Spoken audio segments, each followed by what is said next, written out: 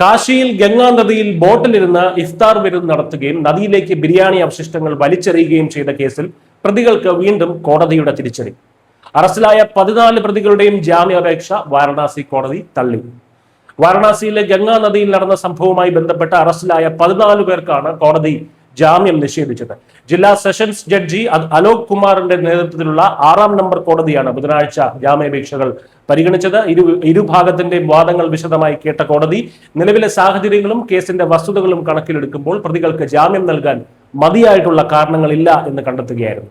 കഴിഞ്ഞ റമദാൻ മാസത്തിലാണ് കേസിനാസ്പദമായിട്ടുള്ള സംഭവം നടന്നത്. ഗംഗാ നദിയുടെ നടുവിൽ ഒരു വലിയ ബോട്ടിൽ ഇഫ്താർ വിരുന്ന് സംഘടിപ്പിക്കുകയും അതിൽ പങ്കെടുത്തവർ ചിക്കൻ ബിരിയാണി കഴിച്ച ശേഷം അവശിഷ്ടങ്ങൾ പുണ്യനദിയായിട്ടുള്ള ഗംഗയിലേക്ക് വലിച്ചെറിയുകയും ചെയ്തു.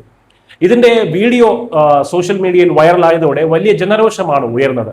BJP Yuva Morcha Varanasi metropolitan president Rajat Jaiswal ഈ വീഡിയോ സഹിതം പോലീസിൽ പരാതി നൽകിയതോടെയാണ് കേസ് രജിസ്റ്റർ ചെയ്തതും നടപടിയുണ്ടായതും. കോടതിയിൽ പ്രോസിക്യൂഷന് വേണ്ടി അഡീഷണൽ ജില്ലാ മജിസ്ട്രേറ്റ് സന്തോഷ് തിവാരിയാണ് പ്രധാനമായും വാദിച്ചത്.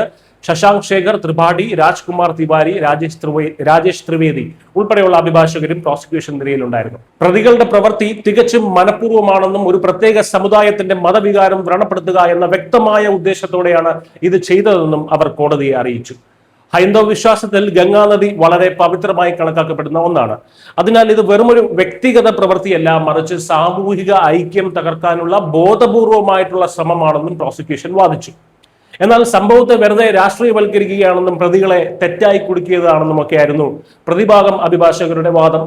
അത് അങ്ങനെ തന്നെയായിരിക്കുമല്ലോ പ്രതിഭാഗം വാദിക്കുന്നത്.